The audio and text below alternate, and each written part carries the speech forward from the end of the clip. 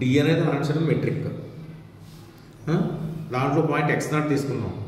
x0 తీసుకుని x0 నుంచి 6 unit డిస్టెన్స్లో పాయింట్స్ అన్ని కౌంట్ చేసాం. x0 చేసాం. పాయింట్ y తీసుకున్నాం అనుకోండి, yకి x0 distance less than or అవ్వాలి.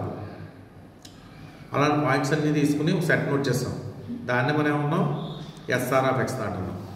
SR of x open sphere అన్నాం. ఎస్ఆర్ ఆఫ్ x0 అంటే ఏమన్నా మనం ఓపెన్ స్పేర్ అన్న తర్వాత ఓపెన్ స్పేర్ చెప్పాం ఫస్ట్ దీన్ని. అలాగే నెక్స్ట్ దాని తర్వాత నెక్స్ట్ ఓపెన్ సెట్ చెప్పాను.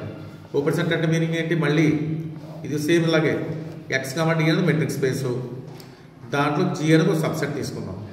సబ్సెట్ తీసుకున్నప్పుడు జీ అనేది ఓపెన్ సెట్ అవ్వాలంటే దాంట్లో ప్రతి పాయింట్తోనూ బాల్స్ ఫామ్ చేయాలి. ఆ బాల్స్ మళ్ళీ ఏమవ్వాలి, ఆ ఓపెన్ సెట్లు అవ్వాలి, ఓపెన్ స్పేర్స్. అలాగా అంటే పాయింట్ తీసుకుని దాంతో ఓపెన్ స్పేర్ ఫామ్ చేస్తే అది మళ్ళీ దేంట్లో ఉండాలి, జీలో ఉండాలి. ప్రతి పాయింట్కి for each x belongs to G there exists Rx greater than 0 such that SR of x is contained in G అవ్వాలి. ప్రతి జీకి ప్రతి ఎక్స్కి హోల్డ్ అవ్వాలి.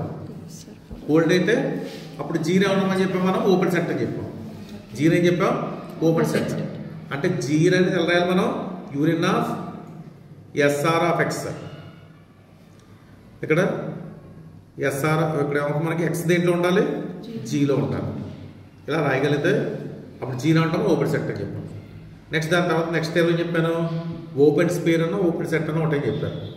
అలా అయిన తర్వాత ప్రతి ఓపెన్ సెట్ని యూనియన్ ఆఫ్ ఓపెన్ సెట్స్ కింద రాయచ్చని చెప్పాను. ఒక థియరం కంప్లీట్ అయింది. ప్రతి ఓపెన్ సెట్ ఎలా రాయచ్చు మనం, యూనియన్ ఆఫ్ ఓపెన్ స్పేస్ కింద రాయచ్చు, ఓపెన్ సెట్స్ కింద రాయచ్చని థియరం చెప్పాం. 3 ఇంపార్టెంట్.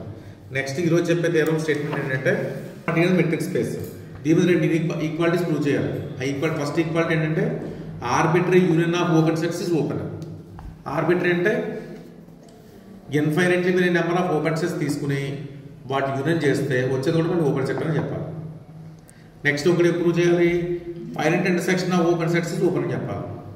యూనియన్ ఏమో ఆర్బిటరీ, ఇంటర్సెక్షన్ మాత్రం ఫైనైట్, అది ప్రూవ్ చేయాలి.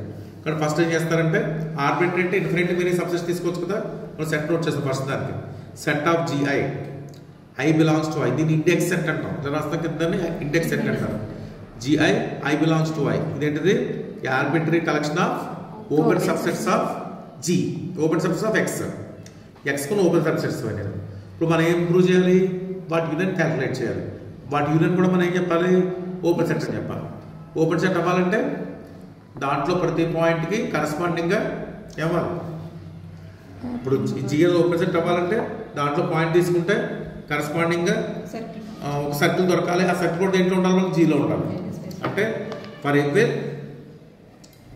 Each x0 belongs to G there exists R of x0 greater than 0 such that ఏం ప్రూవ్ చేయాలి, SR of x0 is contained in G అని చెప్పాలి.